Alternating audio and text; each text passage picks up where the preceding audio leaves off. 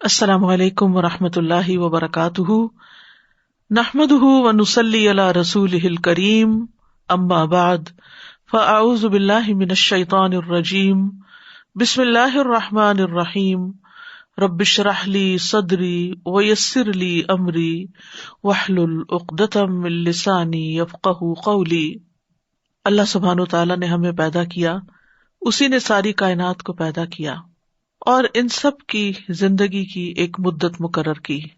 جب وہ مدت پوری ہو جائے گی تو سب چیزیں اپنے اختتام کو پہنچ جائیں گی اور اس کے بعد ایک نئی زندگی شروع ہوگی۔ ہم سب اس بات پر یقین رکھتے ہیں، آخرت پر ایمان، قیامت پر ایمان ہمارے عقیدے کا حصہ ہے۔ آخرت کا آنا اس لیے بھی ضروری ہے کہ ہم سب اس کا خوف رکھتے ہوئے، اس دن کے حساب سے ڈرتے ہوئے اپنے اعمال کی اصلاح کر سکیں۔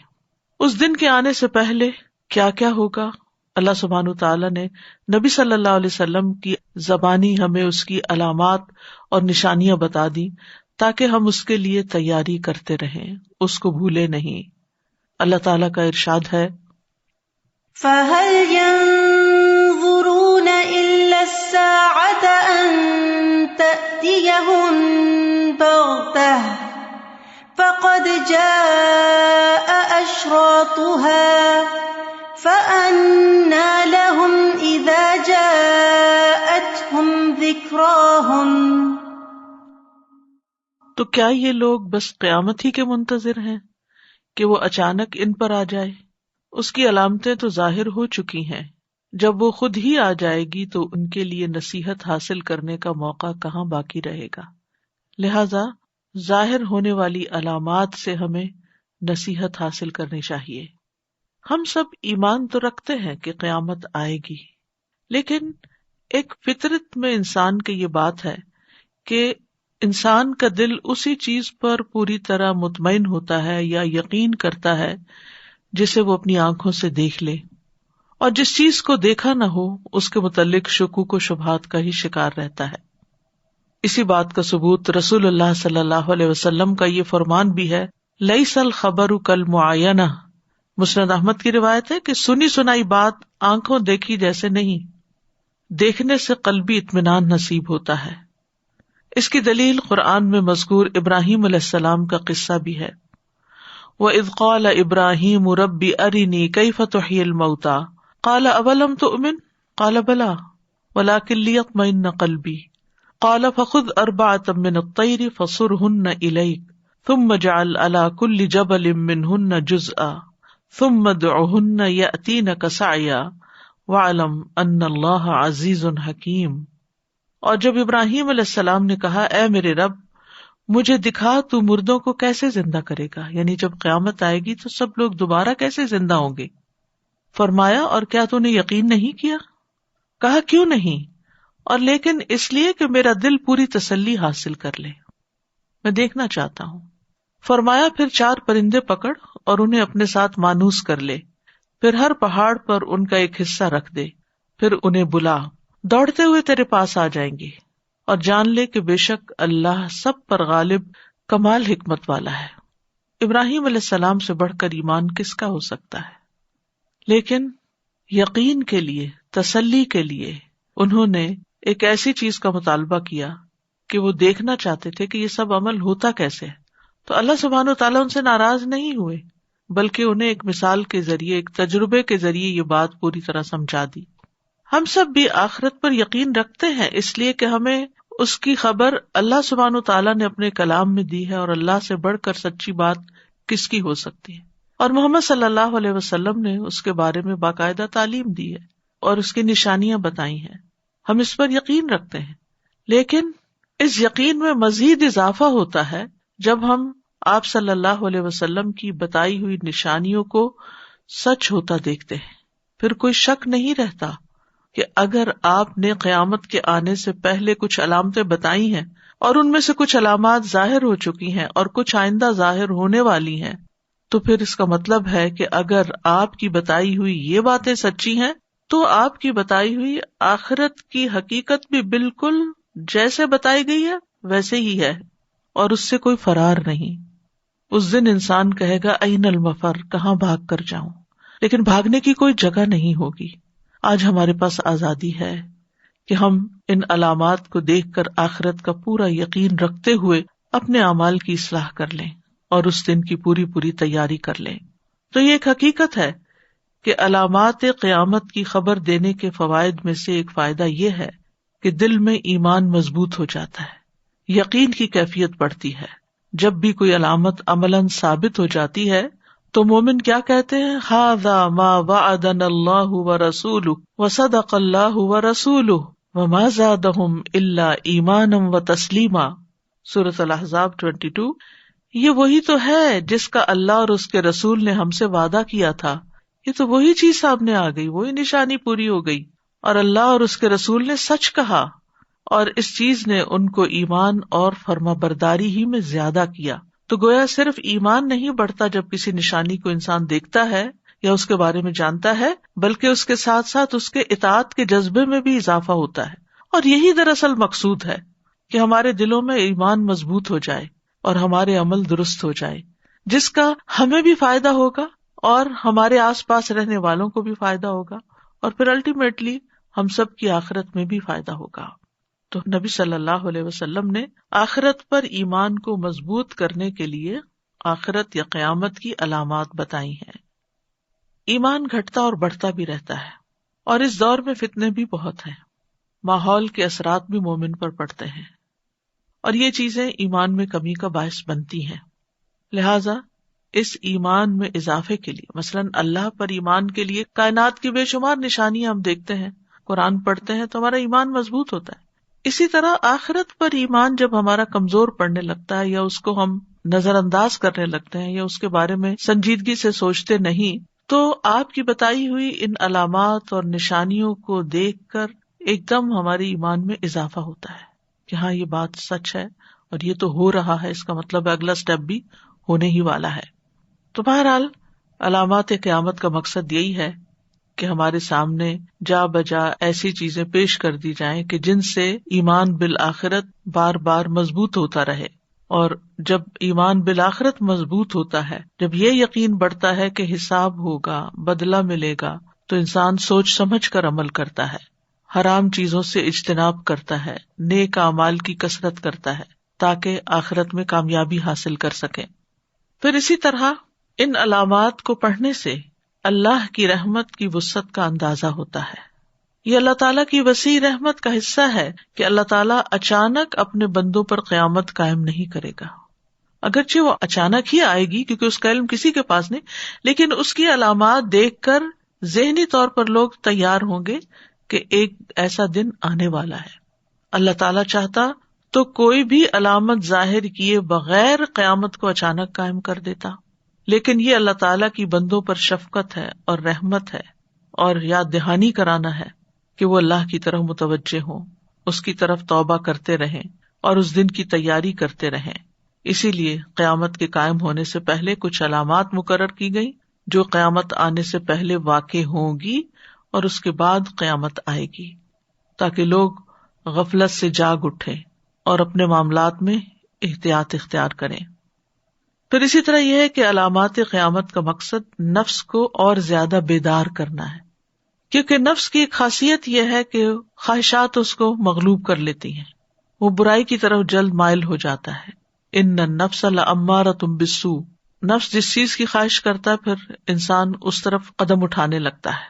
تو قیامت کی علامات میں سے جب کوئی علامت جان لی جاتی ہے اور ہم آہستہ آہستہ قیامت کے مزید قریب ہوتے چلے جاتے ہیں، تو جو ہی کوئی علامت واقع ہوتی ہے تو انسان کا دل ڈر جاتا ہے، انسان کا نفس اور زیادہ بیدار ہو جاتا ہے، اس میں ایک آگہی آ جاتی ہے، پھر نفس کو کنٹرول کرنا آسان ہو جاتا ہے۔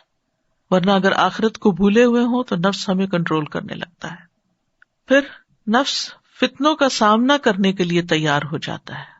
نبی صلی اللہ علیہ وسلم نے علامت قیامت کے بارے میں خبر دیتے ہوئے نہ صرف پیش آنے والے واقعات اور خاص طور پر فتنوں کا ذکر کیا، بلکہ ان فتنوں میں کرنے کے کام بھی بتا دیے کہ پھر کرنا کیا ہوگا۔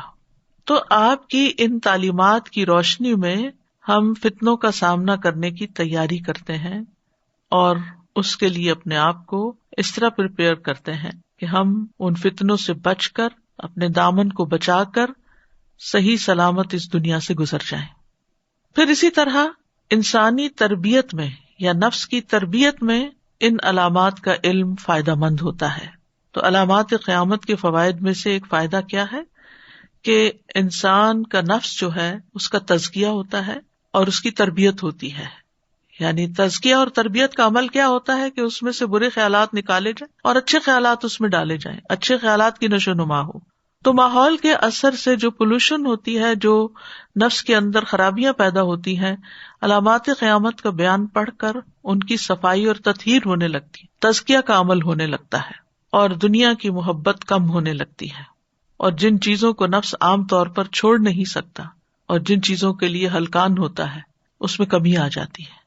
تو انسانی نفس کی تربیت کے لیے یہ علم حاصل کرنا ضروری ہے۔ پھر اسی طرح انسان برائیوں کو چھوڑ دیتا ہے اور نافرمانیوں سے دور ہو جاتا ہے، صغیرہ اور کبیرہ گناہوں کو چھوڑنے کا ذریعہ بن جاتا ہے یہ علم۔ پھر اسی طرح ایک اور فائدہ یہ ہے، یعنی علامات قیامت کا علم ہمیں اس بات کی طرف لے جاتا ہے کہ ہم ازواج، اولاد، رشتہ داروں اور تمام بہن بھائیوں کی تربیت کریں اس خالص علم کی روشنی میں جو علامت قیامت کا ہمیں دیا گیا ہے۔ پھر اسی طرح نیکیوں میں سبقت کا جذبہ پیدا ہوتا ہے۔ انسان جب اپنی آخرت کی فکر کرتا ہے تو انسان کے اندر شوق پیدا ہوتا ہے کہ وہ اچھے اچھے کام کرے جو اس کو کل قیامت کے دن فائدہ دیں۔ سورۃ الانبیاء میں آتا ہے انہم کانوا یسارعون فی الخیرات ویدعوننا رغبا ورہبا وکانوا لنا خاشعین، بے شک وہ نیکیوں میں جلدی کرتے تھے اور ہمیں رغبت اور خوف سے پکارتے تھے اور وہ ہمارے ہی لیے عاجزی کرنے والے تھے۔ تو یہ رغبت اور خوف کیسے پیدا ہوتا ہے؟ آخرت کی یاد سے پیدا ہوتا ہے۔ امام ابن تیمیہ کہتے ہیں ہر وہ شخص جو اللہ کی نافرمانی کرتا ہے وہ جاہل ہے۔ وہ کیا ہے؟ جاہل ہے، کیونکہ جس کے اندر معرفت ہوگی، اللہ کی پہچان ہوگی، آخرت کے دن کو جانتا ہوگا، وہ اللہ کی نافرمانی نہیں کرے گا، اور اگر اس سے بھول ہو جائے تو واپس پلٹے گا کہ میرا راستہ کچھ اور ہے۔ تو کہتے ہیں ہر وہ شخص جو اللہ سے ڈرتا ہے وہ عالم اور اطاعت گزار ہے۔ اللہ سے ڈرنے والا موت سے پہلے نیک اعمال کی طرف سبقت کرتا ہے اور وہ دنوں اور گھڑیوں کو غنیمت سمجھتا ہے، یعنی اپنے اوقات کی حفاظت کرتا ہے۔ علامات قیامت کے علم سے انسان کے اندر اپنے فرائض کے ادا کرنے کی قوت پیدا ہوتی ہے۔ عام طور پر انسان ٹال مٹول کرتا رہتا ہے، لیکن جب اس کو یقین ہوتا ہے کہ وہ اپنے رب سے ملاقات کرنے والا ہے تو اس کی نمازوں میں بھی خشوع پیدا ہوتا ہے، اس کے اندر صبر بھی آتا ہے، اس کے اندر اچھا اخلاق پیدا ہوتا ہے۔ وَاسْتَعِینُوا بِالصَّبْرِ وَالصَّلَاةِ وَإِنَّهَا لَكَبِیرَةٌ إِلَّا عَلَى الْخَاشِعِينَ الَّذِینَ یَظُنُّونَ أَنَّهُمْ مُلَاقُو رَبِّهِمْ وَأَنَّهُمْ إِلَیْهِ راجعون۔ اور مشکل پڑنے پر صبر اور نماز سے مدد لو۔ بلا شبہ نماز بھاری ہے مگر عاجزی کرنے والوں پر نہیں، اور یہ عاجزی قیامت کے ڈر سے ہی پیدا ہوتی ہے، جو یہ یقین رکھتے ہیں کہ وہ اپنے رب سے ضرور ملنے والے ہیں اور اسی کی طرف واپس جانے والے ہیں۔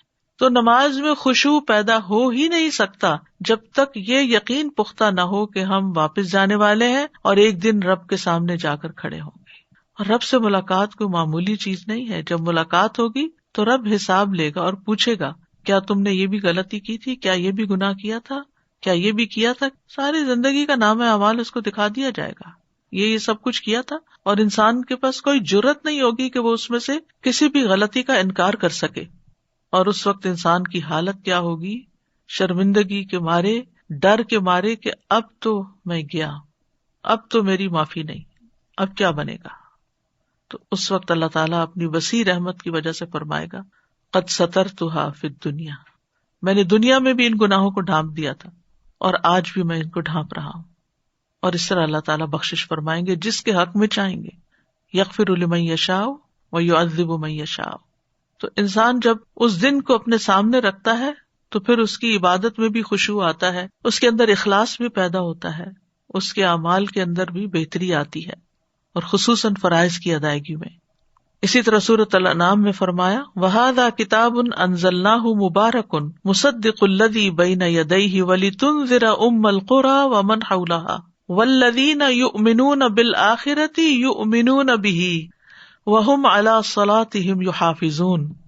اور یہ ایک کتاب ہے، ہم نے اسے نازل کیا، بڑی برکت والی ہے، اس کی تصدیق کرنے والی ہے جو اس سے پہلے ہے، یعنی پہلی کتابوں کی بھی، اور تاکہ تو بستیوں کے مرکز یعنی مکہ اور اس کے ارد گرد کے لوگوں کو ڈرائے، خبردار کرے، اور جو لوگ آخرت پر یقین رکھتے ہیں وہ اس پر ایمان لاتے ہیں۔ گویا آخرت کا یقین ہمیں قرآن پر بھی صحیح معنوں میں ایمان لانا سکھاتا ہے، اور وہی لوگ پھر قرآن سے محبت رکھتے ہیں اور اس کی طرف توجہ کرتے ہیں اور اس میں تدبر کرتے ہیں اور اس کی برکتیں حاصل کرتے ہیں، کیونکہ انہیں پتا ہے واپس جانا ہے تو اس زندگی کو اللہ کے دیے ہوئے ضابطے کے مطابق ہی گزارنا ہوگا، اور وہ پورے شوق اور ذوق اور توجہ کے ساتھ پر قرآن کو پڑھتے ہیں کہ ہمارا رب ہم سے چاہتا کیا ہے، کس طرح مخاطب ہے، ہم سے کیا مطالبہ کرتا ہے، اس نے ہمیں کیا گائیڈ لائنز دی ہیں، کن چیزوں سے بچنے کا حکم دیا ہے، کن چیزوں کو کرنے کا حکم دیا ہے۔ تو قرآن پر بھی حقیقی معنوں میں وہ ایمان لاتا ہے جو آخرت پر ایمان رکھتا ہے، کیونکہ آگے حساب کتاب کا فکر ہوگا تو انسان اس کی تیاری کرے گا، اور اس کی تیاری کے لیے اس مینول کا پھر پڑھنا ضروری ہے، اس کے بغیر تیاری نہیں ہو سکتی۔ اور پھر ان کے عمل میں سب سے بڑی تبدیلی کیا آتی ہے جو آخرت پر ایمان لانے والے اور اس کتاب پر ایمان لانے والے، کہ وہ اپنی نمازوں کی حفاظت شروع کر دیتے ہیں، ان کی اوقات کی حفاظت، ان کی شرائط، ان کے فرائض، ان کے مستحبات، ان کے اوقات، ہر چیز کی پھر حفاظت کرتے ہیں، اور یہ چیز انہیں پھر آخرت میں کام آئے گی۔ پھر نہ صرف یہ کہ انسان آخرت کی فکر سے حقوق اللہ ادا کرتا ہے بلکہ حقوق العباد کی بھی فکر کرتا ہے۔ یہ جو دنیا میں ظلم نظر آتا ہے اور فساد نظر آتا ہے، یہ اسی وجہ سے تو ہے کہ لوگوں کا آخرت پر صحیح یقین نہیں۔ اگر وہ یقین ہو تو پھر انسان کسی کا حق نہ مارے، پھر یہ ظلم نہ ہو، پھر یہ ناانصافیاں نہ ہو، یہ بے وجہ قتل نہ ہو۔ جب انسان کو پتا ہو کہ میں کہیں پکڑا جاؤں گا اور مجھ سے حساب ہوگا تو پھر وہ پھونک پھونک کے قدم رکھتا ہے۔ تو سورۃ الرعد میں فرمایا الذین یوفون بعہد اللہ ولا ینقضون المیثاق والذین یصلون ما امر اللہ بہ ان یوصل ویخشون ربہم ویخافون سوء الحساب، جو اللہ کا عہد پورا کرتے ہیں اور پختہ عہد کو توڑتے نہیں، اور جو اس چیز کو ملاتے ہیں جس کے متعلق اللہ نے حکم دیا کہ اسے ملایا جائے، یعنی جن جن چیزوں کا، خصوصاً رشتہ داریوں کا، تعلقات کا، اور اپنے رب سے ڈرتے ہیں اور برے حساب کا خوف رکھتے ہیں کہ اگر ہم نے کسی انسان کے حق میں کوئی ڈنڈی ماری، کوئی زیادتی کی، ظاہری یا چھپ کر، یا کہیں خیانت کی، یا کہیں کوئی اذیت دی کسی بھی طرح کی، چاہے فزیکلی یا ایموشنلی کسی کو ٹارچر کیا، تو آگے پکڑ ہونے والی ہے، آگے کوئی ہے جو چیک کرے گا اور پھر ایک طرف لے جائے گا، تو جنت کا راستہ بھول جائے گا۔ تو یہ آخرت کی فکر اور آخرت کی علامات کا علم انسان کو بارہا اپنے اعمال کا حساب لینے کی طرف متوجہ کرتا ہے۔ پھر اسی طرح انسان کے اندر دنیا سے بے رغبتی پیدا ہو جاتی ہے، آخرت کا شوق پیدا ہو جاتا ہے۔ جس کو یہ پتا چل جائے کہ قیامت قریب آ چکی ہے، وہ اپنی آرزوؤں کو کم کر دیتا ہے کہ یہ ختم ہونے والی چیز کے لیے اتنا تردد کیا کہ اس کی تیاری میں اپنے ساری قوتیں لگا دیں، کیوں نہ اس جگہ کو بہترین طریقے سے تیار کریں جو ہمیشہ کے لیے ہماری ہے۔ لہٰذا ایسا انسان ہر دم اپنی غلطیوں پر توبہ کرتا رہتا ہے اور دنیا سے اٹریکٹ ہو کر غلط کام نہیں کرتا۔ حقیقت بھی یہی ہے کہ ہماری دنیا میں سے جتنا وقت گزرتا جا رہا ہے وہ نکل گیا ہاتھ سے، گویا تھا ہی نہیں۔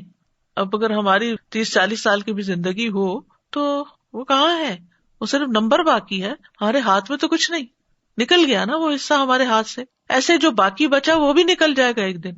تو پھر انسان کو جب یہ پتا چلتا ہے کہ یہ برف پگھل رہی ہے اور یہ ہمارے ہاتھ سے نکلتا ہی چلا جا رہا ہے، نکلتا ہی چلا جا رہا ہے، تو پھر انسان جانے والی چیز کے ساتھ اتنی محبت نہیں کرتا جتنی ملنے والی اور باقی رہنے والی چیز سے محبت کرتا ہے۔ لیکن ہم جاننے کے باوجود چونکہ یقین نہیں رکھتے، اس لیے اس کے مطابق اپنی زندگی کو نہیں بدلتے۔ تو گویا دوسرے لفظوں میں آخرت کی تیاری میں مددگار علم ہے، یہ اس دن کی تیاری کے لیے، یعنی آخرت کے سفر کے لیے اور آخرت کے گھر کے لیے تیاری کرنے میں یہ علم مددگار ہے علامات قیامت کا۔ بہت بڑا مقصد ان علامات قیامت کی نشانیوں کو پڑھنے کا کیا ہے کہ ہم اپنے آخری گھر کی تیاری کی فکر کریں۔ حافظ ابن حجر رحمہ اللہ کہتے ہیں، جو بخاری کے شارح ہیں، علامات قیامت یعنی قیامت کی علامات کو پہلے ظاہر کرنے میں غافل لوگوں کو جگانا مقصود ہے۔ جیسے عام طور پر کوئی سویا ہوا ہو اور اس کو کہیں جانا ہو تو ہم اسے اٹھاتے ہوئے صرف یہ نہیں کہتے کہ اٹھ جاؤ، ہم یہ کہتے ہیں اٹھ جاؤ، اتنے منٹ رہ گئے ہیں، کہیں تم اپنی فلائٹ مس نہ کر دو۔ تو وہ جو اس سے پہلے کے حصے ہیں اور ابھی تم کو نہانا بھی ہے، کھانا بھی ہے، یہ اور یہ بھی کرنا ہے، تو وہ جو پریپریشن ٹائم اور اس میں پیش آنے والے جو کام ہیں ان کی طرف کیوں توجہ دلاتے ہیں؟ تاکہ انسان اس اصل مقصد سے پیچھے نہ رہ جائے. تو ابن حجر کہتے ہیں اور ان کو توبہ اور آخرت کے گھر کی تیاری کی ترغیب دینا ہے. تو بار بار ان علامات کا تذکرہ جو ہے یہ اصل زندگی کی فکر پیدا کر دیتا ہے انسان کے اندر. سورۃ العنکبوت 64 میں اللہ تعالیٰ فرماتے ہیں وَمَا هَذِهِ الْحَيَاةُ الدُّنْيَا إِلَّا لَهْوٌ وَلَعِبٌ وَإِنَّ الدَّارَ الْآخِرَةَ لَهِيَ الْحَيَوَانُ لَوْ كَانُوا يَعْلَمُونَ. اور دنیا کی یہ زندگی نہیں مگر ایک دل لگی اور کھیل، اور بے شک آخری گھر یقیناً وہی اصل زندگی ہے اگر وہ جانتے ہوتے. تو جب انسان جان لیتا ہے تو پھر اسی کو گھر سمجھتا ہے اور دنیا کو مسافر خانہ سمجھتا ہے، اور انسان اصل رہائش کی جگہ پرماننٹ ریزیڈنس کے لیے پراپر تیاری بھی کرتا ہے، یعنی جہاں اسے ہمیشہ رہنا ہے. رسول اللہ صلی اللہ علیہ وسلم نے فرمایا تم جانتے ہو کہ ہمیں اللہ کی طرف لوٹنا ہے، پھر جنت کی طرف یا جہنم کی طرف جانا ہے. وہ ایسی مستقل اقامت گاہ ہے کہ وہاں سے روانگی نہیں ہوگی. وہ ایسی ہمیشگی ہے کہ جس میں موت نہیں آئے گی، اور وہاں ایسے جسم ہوں گے جو مرنے والے نہیں. یعنی دنیا میں انسان کے جسم ہمیشہ کے لیے بنائے نہیں گئے، اسی لیے ان کے اندر مسلسل تبدیلی واقع ہوتی رہتی ہے، بالآخر وہ ختم ہو جاتے ہیں، فنکشنالٹی ان کی ختم ہو جاتی ہے. لیکن آخرت میں جو جنت ہو یا جہنم، ان میں جو جسم بنے گے وہ ہمیشہ ہمیشہ کے لیے کام کرنے والے ہوں گے. تو قیامت کے مراحل کی بہتر انداز سے تیاری ہو سکتی ہے اگر ان مراحل کو جانا جائے. ابن عمر کہتے ہیں میں رسول اللہ صلی اللہ علیہ وسلم کی خدمت میں حاضر تھا. ایک انصاری صحابی آپ کے پاس آئے، انہوں نے نبی صلی اللہ علیہ وسلم کو سلام کیا، پھر کہا اللہ کے رسول مومنوں میں سب سے افضل کون ہے؟ آپ نے فرمایا ان میں سے جس کا سب سے اچھا اخلاق ہو. سب سے افضل مومن کون ہے؟ جس کا اخلاق سب سے اچھا ہو. انہوں نے کہا کون سے مومن سب سے زیادہ عقل مند ہے؟ آپ نے فرمایا جو موت کو زیادہ یاد کرتے ہیں اور اس کے بعد کے مراحل کے لیے زیادہ اچھی تیاری کرتے ہیں، وہی عقل مند ہے. تو الحمدللہ آپ سب جو یہ لیکچر سن رہے ہیں، جو یہ کورس پڑھ رہے ہیں، یہ اس بات کا ثبوت ہے کہ آپ کو اللہ تعالیٰ نے سمجھ دی ہے، شعور دیا ہے، اور آپ اس موت کی اور آخرت کی اور قیامت کی تیاری کے لیے ان علامات کو جان رہے ہیں. اور یہی مقصد ہونا چاہیے. This knowledge is not for fun, کہ ہم طرح طرح کی باتیں پڑھیں اور کہیں او یہ بھی کہا تھا اور یہ بھی ہونے والا ہے اور یہ ہو گیا اور وہ نہیں ہوا اور یہ بھی ہو جائے گا، اور پھر ان چیزوں کو ڈھونڈنا شروع کر دیں اور پھر دنیا کے کچھ مختلف واقعات اور حادثات کو ان پہ فٹ کرنا شروع کر دیں. یہ مقصد نہیں ہے. اصل مقصد اس کو پرسنلی لینا ہے. واقعات دنیا میں ہو رہے ہیں لیکن اس علم کو اپنی ذات پر منطبق کریں کہ اب مجھے کیا کرنا ہے، میرا کیا رول ہے. اپنی اس زندگی سے اپنی آخرت کے لیے زیادہ راہ اکٹھا کرنا ہے. تو یہ ہمارا گول ہونا چاہیے کہ ہمیں وہاں کے لیے سامان اکٹھا کرنا ہے، اور وہ سامان کیا ہے؟ عمل صالح اور تقویٰ ہے. سورۃ الحشر 18 میں اللہ تعالیٰ فرماتے ہیں یا ایھا الذین آمنوا اتقوا اللہ ولتنظر نفس ما قدمت لغد واتقوا اللہ ان اللہ خبیر بما تعملون. اے ایمان والو اللہ سے ڈرو، اور ہر ایک کو یہ دیکھنا چاہیے کہ اس نے کل کے لیے کیا سامان کیا ہے، اور اللہ سے ڈرتے رہو، جو کچھ تم کرتے ہو اللہ یقیناً اس سے پوری طرح باخبر ہے. تو آپ دیکھیے وَلْتَنظُرْ نَفْسٌ مَا قَدَّمَتْ لِغَدٍ، ہر انسان کو یہ دیکھتے رہنا چاہیے کہ اس نے کل کے لیے کیا تیاری کی ہے. تو انشاءاللہ علامات قیامت کا علم آپ کو کل کی تیاری میں مدد دے گا. نبی صلی اللہ علیہ وسلم نے صحابہ کرام کو باقاعدہ اس کی تعلیم دی تھی، ان کے بارے میں بتایا تھا، کیونکہ حدیث جبریل سے ہمیں اس کی تفصیل معلوم ہوتی ہے. اور جبریل علیہ السلام کا آنا اور آپ کا جواب دینا کس مقصد کے لیے تھا؟ آپ نے فرمایا بے شک یہ جبریل تھے جو تمہیں تمہارے دین کی تعلیم دینے آئے تھے. تو آپ نے باقاعدہ اس کی تعلیم دی. عمر بن خطاب کہتے ہیں ایک دن ہم رسول اللہ صلی اللہ علیہ وسلم کے پاس بیٹھے ہوئے تھے کہ اچانک ایک آدمی آ گیا، انتہائی سفید کپڑے اور بال نہایت کالے تھے، اس پر سفر کے کوئی آثار دکھائی نہ دیتے تھے اور ہم میں سے کوئی اسے پہچانتا بھی نہ تھا، یہاں تک کہ وہ نبی صلی اللہ علیہ وسلم کے سامنے بیٹھ گیا. اس نے اپنے گھٹنے آپ کے گھٹنوں کے ساتھ ملا لیے اور اپنی ہتھیلیاں بھی آپ کی رانوں پہ رکھ دی، یعنی بالکل جھک کے آگے بیٹھ گیا. اور بہت سے سوال تھے جن میں سے ایک سوال یہ تھا اے محمد مجھے قیامت کے متعلق بتائیں. آپ نے فرمایا اس کے بارے میں جس سے پوچھ رہے ہو وہ پوچھنے والے سے زیادہ نہیں جانتا. تب اس نے کہا مجھے اس کی علامات بتا دیں، اس کی علامات بتا دیں، کیونکہ آپ کو قیامت کا علم تو نہیں لیکن علامات قیامت کا علم بہت اچھی طرح دیا گیا ہے. تو آپ نے فرمایا یہ کہ لونڈی اپنی مالکہ کو جنم دے گی اور تم دیکھو گے کہ پاؤں اور جسم سے ننگے فقیر اور بکریوں کے چرواہے اونچی اونچی عمارتیں بنانے میں ایک دوسرے سے بڑھنے لگیں گے. اس کی تفصیل انشاءاللہ آگے آئے گی، لیکن یہاں مقصود کیا ہے کہ آپ نے علامات قیامت اس وقت صحابہ کے سامنے بیان کی جبریل علیہ السلام کے سوال کی شکل میں. علم دینے کا ایک بڑا بہترین طریقہ ہے کہ دو لوگ بیٹھ کر گفتگو کریں اور سننے والے ان کی باہمی کنورسیشن سوال جواب سے سیکھیں. پھر وہ چلا گیا. پھر کچھ عرصہ ہم ایسے ہی رہے. آپ نے فرمایا اے عمر کیا تمہیں خبر ہے وہ سائل کون تھا؟ میں نے عرض کیا اللہ اور اس کے رسول ہی بہتر جانتے ہیں. صحابہ کرام کا اطمینان قلب آپ دیکھیے. اگر ہماری مجلس میں کوئی اجنبی شخص آ جائے تو ہمارا رویہ کیا ہوتا ہے؟ بار بار اس کی طرف دیکھتے رہتے ہیں، پھر اس سے پوچھتے ہیں، تجسس کرتے ہیں، پھر آپس میں ڈسکس کرتے ہیں، پھر جس کی مجلس میں وہ آیا ہوتا ہے اس کو پوچھتے ہیں. یہ غیر ضروری چیزوں پر ہماری توجہ کتنی زیادہ ہوتی ہے. یہاں صحابہ کرام کو یہ تجسس ضرور ہے کہ یہ بندہ نہ جانا پہچانا ہے اور نہ ہی مسافر ہے، تو پھر یہ ہے کون؟ لیکن کوئی بھی یہ جرأت نہیں کرتا کہ محمد صلی اللہ علیہ وسلم سے اس کے بارے میں سوال کرے. اور جب آپ خود فرماتے ہیں کہ تمہیں معلوم ہے تو اس وقت بھی یہ کہتے ہیں کہ اللہ اور اس کا رسول بہتر جانتے ہیں. کیا ٹرسٹ تھا، کیا اعتماد تھا، کیا یقین تھا کہ کسی مقصد کے تحت ہی یہ کام ہوا ہے. اور یہ پورے اعتماد کی علامت ہے. اور پھر جو کچھ وہ سکھا کر گئے وہ ہمیشہ کے لیے محفوظ ہو گیا اور آج ہمارے لیے ایک بہت بڑی رہنمائی کا ذریعہ ہے. اب میں ذکر کروں گی کچھ علامات قیامت کی اقسام کا کہ کتنی قسم کی علامات ہیں یا نشانیاں ہیں. تو علامات قیامت کو دو بڑے حصوں میں تقسیم کیا جاتا ہے. پہلی قسم ہے علامات صغرا. صغرا کہتے ہیں چھوٹے کو، چھوٹی نشانیاں. اور ان کی دو قسمیں ہیں. نمبر ایک، ایسی نشانیاں جو واقع ہو چکی ہیں، یعنی یہ وہ علامات ہیں جو اب تک ہو چکی ہیں اور گزر چکی ہیں، اور انہیں قیامت کے وقوع پذیر ہونے سے بہت پہلے ہونے کی وجہ سے چھوٹی علامات کہا جاتا ہے. مثلاً نبی صلی اللہ علیہ وسلم کی بعثت، چاند کا 2 ٹکڑے ہونا، مدینہ میں ایک ہولناک آگ کا ظاہر ہونا وغیرہ وغیرہ. نمبر 2، ایسی نشانیاں جو واقع ہو رہی ہیں، یعنی ظاہر ہو رہی ہیں لیکن ختم نہیں ہوئی ابھی تک، بلکہ ان میں اضافہ ہو رہا ہے اور یہ بہت زیادہ ہیں، اور ان کو بھی علامات صغرا کہا جاتا ہے، چھوٹی نشانیاں. ان میں سے بعض کیا ہیں؟ لونڈی کا اپنے مالک کو جنم دینا، ننگے پاؤں ننگے بدن بکریوں کے چرواہوں کا بلند و بالا عمارتیں بنانے میں ایک دوسرے سے آگے بڑھنے کی کوشش کرنا، 30 جھوٹے مدعیان نبوت دجالوں کا ظاہر ہونا وغیرہ وغیرہ. تو یہ ہیں علامات صغرا. نمبر 1 جو واقع ہو چکی، اور نمبر 2 جو ہو رہی ہیں اور ہوتی چلی جائیں گی جب تک کہ ساری پوری ہو جائیں. دوسری قسم کی علامات علامات کبریٰ ہیں.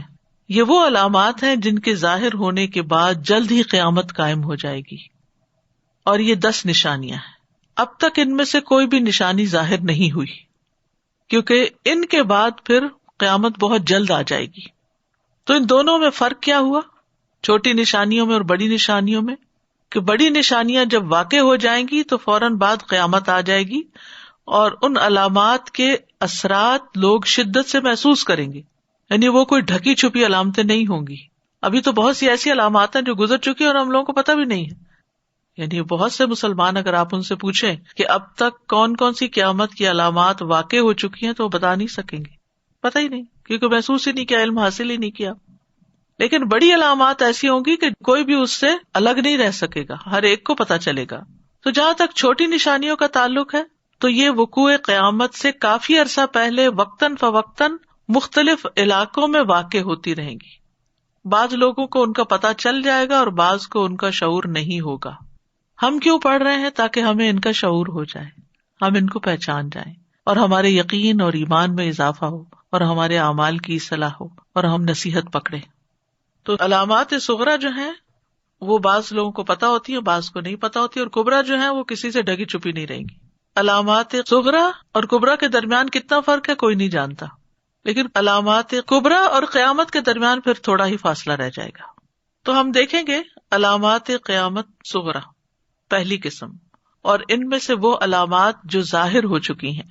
ان میں سب سے پہلی نشانی نبی صلی اللہ علیہ وسلم کی بعثت ہے اور آپ کی وفات ہے.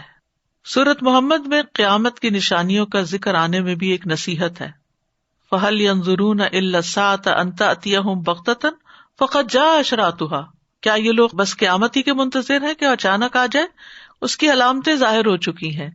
تو نبی صلی اللہ علیہ وسلم کے زمانے میں یہ وحی کے ذریعے سورت محمد کے اندر بتایا جانا کہ علامتیں ظاہر ہو چکی ہیں، تو اس پر علماء کیا کہتے ہیں کہ سب سے پہلی علامت خود محمد صلی اللہ علیہ وسلم کی نبوت ہے. تو نبی صلی اللہ علیہ وسلم قیامت کی نشانیوں میں سے سب سے پہلی نشانی ہے.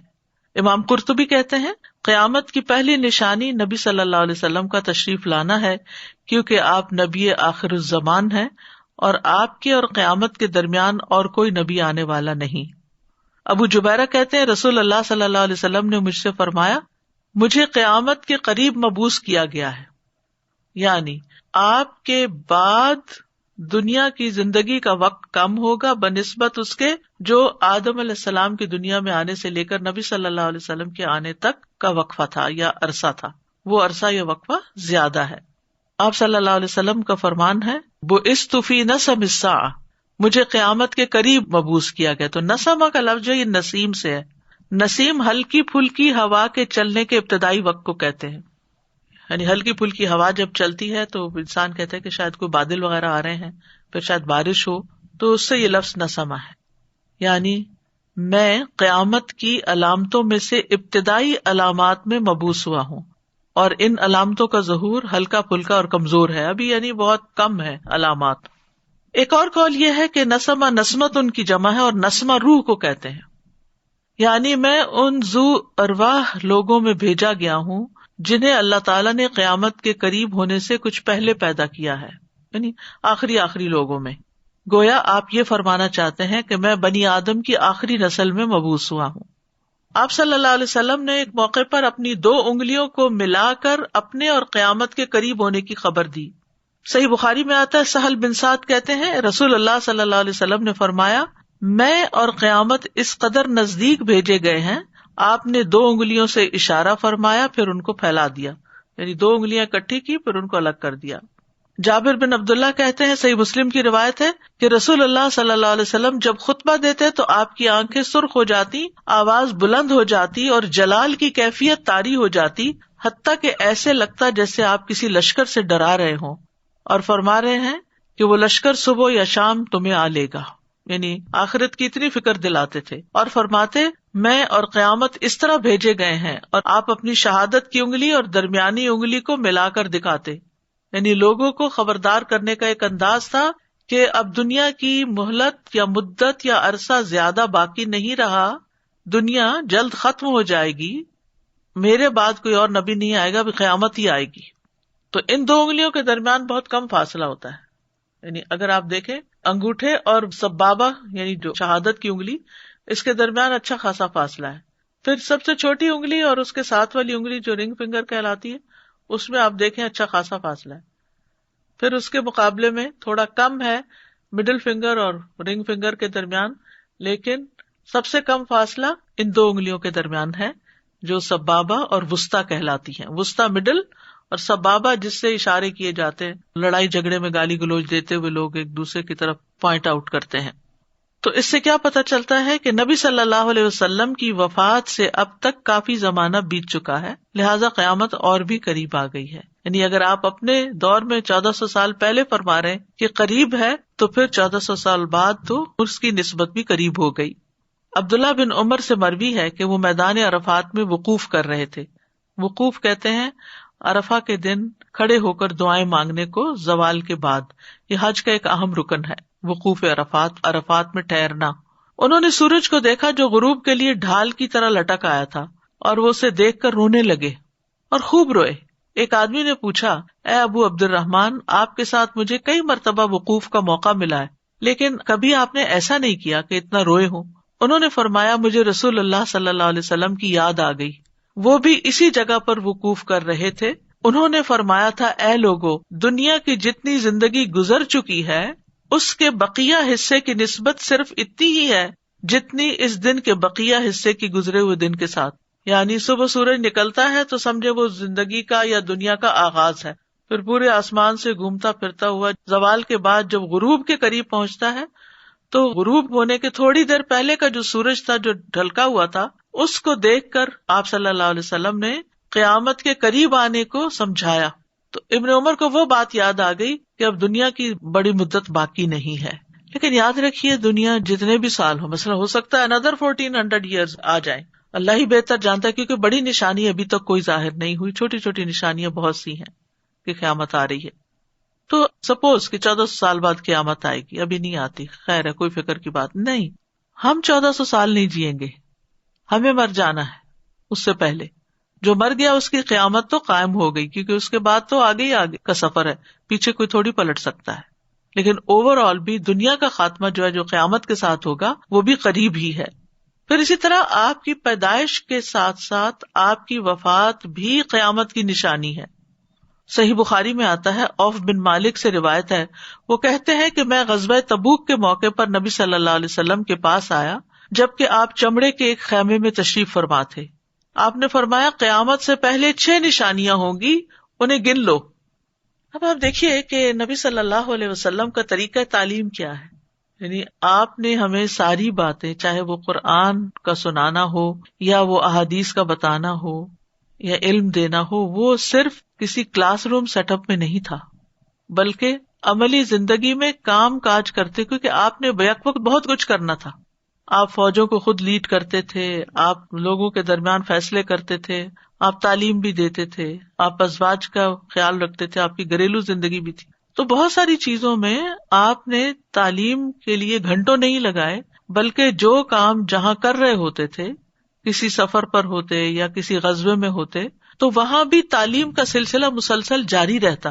اس لیے ہم سب کو بھی یہ سوچنا چاہیے کہ ہم نے کیا طریقہ اختیار کیا ہوا ہے. علم حاصل کرنا صرف ایک کورس کر لینا کی حد تک نہیں ہوتا کہ ہم کسی کورس میں داخلہ لیں، پھر وہ کر لیں اور ایک محدود ٹائم میں کر کے ختم کر کے پھر ہم کہیں کہ ہم نے یہ پڑھ لیا اور بس دیٹس اٹ. نہیں، یہ صرف کنوینئنس کے لیے ہے. بعد کے ادوار میں یہ طریقہ اختیار کیا گیا کیونکہ علماء ہر وقت اویلیبل نہیں تھے.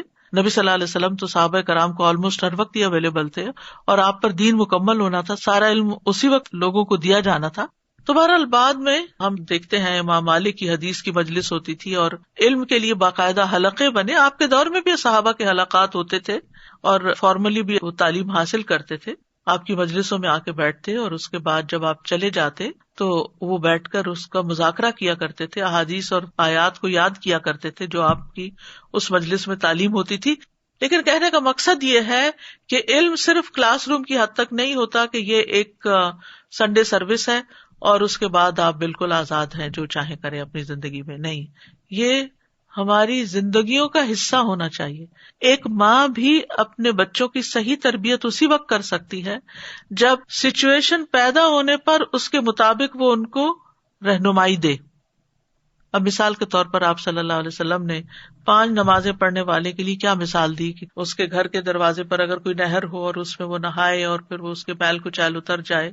تو یہاں مراد نماز سے کہ نماز اس طرح انسان کو نہلا دیتی ہے. تو اس حدیث سے انسپائر ہو کے میں اپنے بچوں کو جب نہلاتی تھی تو اس وقت ساتھ ساتھ جب وہ میل اتر رہی ہوتی تھی ہاتھوں سے یا جسم سے تو ساتھ ہی بتاتی تھی نماز بھی ایسے ہی ہماری میل اتارتی ہے. تو یہ تعلیم جو ہے وہ صرف ایک مخصوص انداز میں بیٹھ کر صرف سننا اور لکھنا نہیں اور اس کے بعد کاپی بند کی، قلم رکھا، لیپ ٹاپ کا فلیپ بند کیا اور اس کے بعد دنیا میں گھس گئے. نہیں، یہ علم دنیا میں جانے کے بعد بھی ہمارے ذہن میں تازہ رہنا چاہیے اور اس کو آگے شیئر کرنا چاہیے اور حالات اور مواقع کی مناسبت سے بے وقت کی راگنی نہ ہو کہ جب کوئی سننے کے لیے تیار نہ ہو تو اس وقت ہم اس کو حدیثیں سنانی شروع کر دیں. لیکن جب جہاں جہاں جو سچویشن پیدا ہو اس کے مطابق تعلیم دیتے رہیں. تو اس میں آپ صلی اللہ علیہ وسلم نے کیا فرمایا؟ اور آپ کہاں تھے؟ غزوے پر، جنگ کا موقع ہے. سبحان اللہ. اور آپ کو معلوم ہے کہ یہ غزوۃ الاسرہ کہلاتا ہے، یعنی بڑی تنگی والا سفر تھا.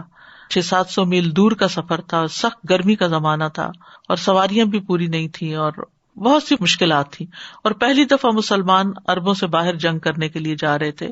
تو کئی اعتبار سے یہ غزوہ جو ہے یہ ایک مشکل سچویشن، لیکن اس میں بھی آپ صلی اللہ علیہ وسلم اپنے فرائض منصبی سے غافل نہیں ہوتے. آپ چمڑے کے خیمے میں تشریف فرما تھے. اب وہ کسی کام سے آئے ہیں نا، عوف بن مالک کچھ پوچھنے آئے ہوں گے، کچھ بتانے آئے ہوں گے یا کچھ لینے آئے ہوں گے یا کچھ دینے آئے ہوں گے.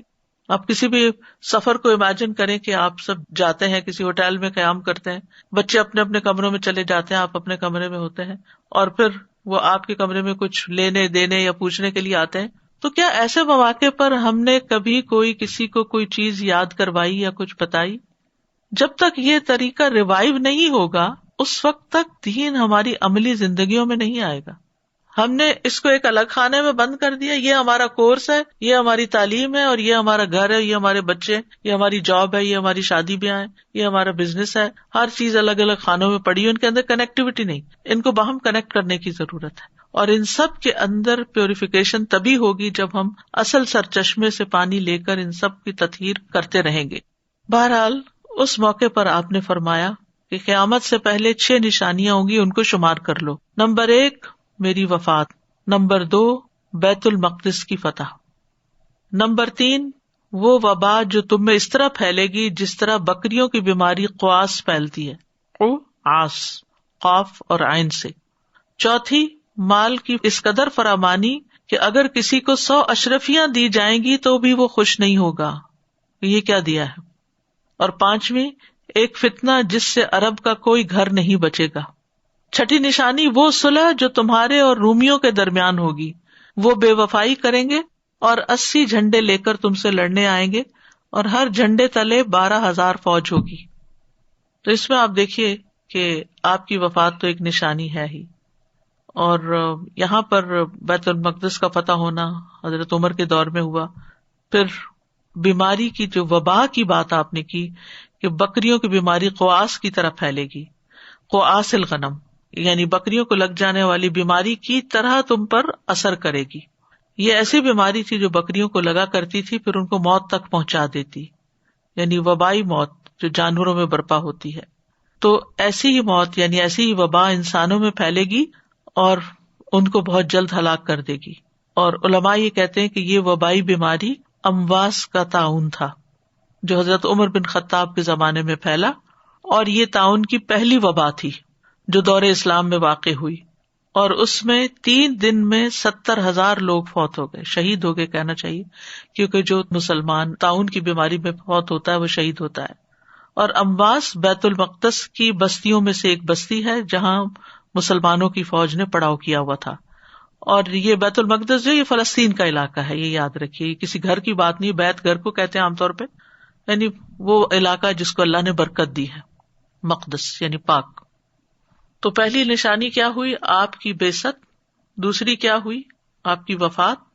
اور تیسری ہے امت محمد صلی اللہ علیہ وسلم کا آنا، یعنی آپ کی امت کا وجود میں آنا. اسماعیل بن عبید اللہ سے روایت ہے کہ ایک مرتبہ انس رضی اللہ عنہ ولید بن عبد الملک کے پاس تشریف لے گئے جو خلیفہ وقت تھا.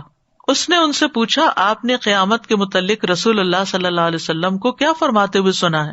انہوں نے جواب دیا کہ میں نے رسول اللہ صلی اللہ علیہ وسلم کو یہ فرماتے ہوئے سنا کہ تم اور قیامت 2 انگلیوں کی طرح ہو، یعنی تم امت محمد اور قیامت 2 انگلیوں کی طرح، یعنی اس کے بعد کوئی اور امت نہیں ہوگی. پہلی امتوں میں جیسے بنی اسرائیل ہے اور قوم عاد، سمود اور بہت ساری گزر چکی، لیکن اب اس کے بعد یعنی کوئی اور نبی بھی نہیں آئے گا اور کوئی اور امت بھی نہیں ہوگی. تو اس امت کا ہونا بھی علامات قیامت میں سے ایک علامت شمار کیا جاتا ہے. تیسرا ہے شق القمر، چاند کا 2 ٹکڑے ہونا. سورۃ القمر میں آتا ہے اقتربت الساعۃ وانشق القمر، قیامت بہت قریب آ گئی اور چاند پھٹ گیا. یہ نشانی نبی صلی اللہ علیہ وسلم کے دور میں پوری ہو چکی ہے. صحیح بخاری میں آتا ہے کفار مکہ نے رسول اللہ صلی اللہ علیہ وسلم سے کسی نشانی کا مطالبہ کیا تو آپ نے چاند کے 2 ٹکڑے انہیں دکھا دیے، یہاں تک کہ انہوں نے ہرا پہاڑ کو ان دونوں ٹکڑوں کے درمیان دیکھا. آپ دیکھیں کہ مکہ کے جتنے بھی پہاڑ ہیں، جو لوگ حج عمرے پہ جا چکے ہیں وہ جانتے ہیں کہ ہرا کی جو ساخت ہے وہ باقیوں کے مقابلے میں بالکل مختلف ہے. جبل نور جس کو کہتے ہیں، اس کے جو ٹاپ ہے وہ ایک خاص اینگل پر ہے اور بہت اونچی بھی ہے. تو اس لیے آپ صلی اللہ علیہ وسلم سے جب نشانی مانگی گئی اور آپ نے اشارہ کیا اور چاند 2 ٹکڑے ہوا تو ایک ٹکڑا ادھر تھا ایک ادھر تھا، بیچ میں ہرا کا پہاڑ تھا. عبداللہ بن مسعود کہتے ہیں کہ ایک بار ہم رسول اللہ صلی اللہ علیہ وسلم کے ساتھ منا میں موجود تھے کہ چاند 2 ٹکڑوں میں تقسیم ہو گیا ہے، ایک ٹکڑا پہاڑ کے پیچھے نظر آیا اور دوسرا ٹکڑا اس سے آگے. تو رسول اللہ صلی اللہ علیہ وسلم نے ہم سے فرمایا اس کے گواہ بن جاؤ. تو گیا اقتربت الساعہ، قیامت قریب آ چکی ہے، یہ قرآن کا بیان ہے. وانشق القمر، اور چاند شق ہو چکا. چوتھی ہے بیت المقدس کی فتح. بیت المقدس فلسطین کا علاقہ ہے. یہ وحی کا مرکز رہا ہے، مسلمانوں کا پہلا قبلہ. یہاں بہت سے انبیاء آئے اور دفن بھی ہیں. یہ نشانی اور اس کی پیشن گوئی آپ نے غزوہ تبوک کے موقع پر کی، جس کی اوپر حدیث گزر چکی ہے. نبی صلی اللہ علیہ وسلم کی جب بعثت ہوئی تو اس وقت بیت المقدس یا فلسطین پر سلطنت روم کے عیسائیوں کا قبضہ تھا. یہ مسلمانوں کا علاقہ نہیں تھا. سلطنت روم اس وقت بہت طاقتور اور با اختیار حکومت تھی. ان حالات میں نبی صلی اللہ علیہ وسلم نے مسلمانوں کو خوشخبری دی کہ بیت المقدس تمہارے ہاتھوں فتح ہوگا. ایک انہونی سی بات لگتی، یہ آپ کی پیشن گوئی تھی، اور آپ نے اسے قیامت کی نشانیوں میں شمار کیا. یعنی مطلب کیا تھا کہ جب یہ فتح ہو جائے اور تمہیں یقین آ جائے کہ یہ ہو گیا، آپ کی یہ بات سچی ہوگی، تو قیامت کے آنے کو بھی سچ مان لینا. وَإِنَّ السَّاعَةَ لَآتِيَةٌ، وہ بھی آنے والی ہے. بیت المقدس عمر بن خطاب رضی اللہ عنہ کے عہد خلافت میں 16 ہجری میں 637 عیسوی میں فتح ہوا. آپ نے اسے کفر سے پاک کیا اور اس میں ایک مسجد بنا دی. پھر یہ مسلمانوں کے ہاتھوں سے نکل گیا. دوبارہ فتح ہوا صلاح الدین ایوبی کے ہاتھوں 583 ہجری میں 1178 عیسوی میں. اور پھر قیامت سے پہلے دوبارہ مسلمان اس کو فتح کریں گے. یہ وہ وقت ہوگا جب وہاں کے درخت اور پتھر بھی بول کر کہیں گے، اے مسلمان، اے اللہ کے بندے، یہ ایک یہودی میرے پیچھے چھپا ہوا ہے، آؤ اسے جلدی قتل کر ڈالو. یعنی کچھ حصہ تو ہو چکا پورا اس پیشن گوئی کا، اور کچھ قیامت کے قریب مزید ہوگا. پانچویں نشانی جو آپ نے بتائی وہ بکریوں کی بیماری کی طرح بیماری واقع ہونا، یعنی وبا کا پھیلنا، جو پیچھے حدیث گزر چکی ہے. یہ علامات قیامت میں سے ہے. اس حدیث میں موجود ایک موتان مبالغے کا صیغہ ہے، جس کے معنی ہے موت بکثرت واقع ہوگی. یعنی جس طرح کسی بھی ایپیڈیمک سے یا پینڈیمک سے لوگ سینکڑوں نہیں ہزاروں لاکھوں کی تعداد میں موت کا شکار ہو جاتے ہیں، تو اسی طرح یہ بیماری جب پھیلے گی تو ہزاروں لوگ فوت ہو جائیں گے. اور طاعون جو ہے یہ بھی ایک وبائی بیماری ہے، اور اس میں ایک پھوڑا یا سوزش جسم کے کسی حصے میں ظاہر ہوتی ہے. اس کے ساتھ مریض کو شدید درد اور بے چینی ہوتی ہے. یہ حد درجہ کنٹیجیس، متعدی اور مہلک بیماری ہے. تو عوف بن مالک کہتے ہیں کہ قیامت سے پہلے 6 چیزیں شمار کر لینا، اور ان میں سے ایک موتان کا قعاص الغنم، یعنی بکریوں کے ریوڑ جس طرح متعدی بیماری کی نظر ہو جاتے ہیں، ایسے انسانوں کے گروہ اس بیماری کا شکار ہو جائیں گے. اس وبا میں بہت سے جلیل القدر صحابہ کرام بھی اس جہان فانی سے رخصت ہو گئے. معاذ بن جبل، ابو عبیدہ بن جراح، شرحبیل بن حسنہ، فضل بن عباس بن عبد المطلب، اور بھی دوسرے بہت سے صحابہ. تو بہرحال آج ہم یہیں پر ختم کرتے ہیں. اللہ تعالیٰ سے دعا ہے کہ ان کے پڑھنے کا مقصد پورا ہو، ہماری زندگیوں میں ایک تبدیلی پیدا ہو، ہمارا ایمان مضبوط ہو، ہمیں اللہ پر ایمان، قرآن پر ایمان، نبی صلی اللہ علیہ وسلم پر ایمان، اور خاص طور پر اس تعلیم سے ہماری آخرت پر ایمان مضبوط ہو، تاکہ ہم اس کی تیاری کر سکیں اور اپنے رب کو راضی کر سکیں اور ہمیشہ کی جنتوں میں صالحین کے ساتھ داخل ہو سکیں. وآخر دعوانا ان الحمد للہ رب العالمین. سبحانک اللہم وبحمدک، اشہد ان لا الہ الا انت، استغفرک واتوب الیک. السلام علیکم ورحمۃ اللہ وبرکاتہ.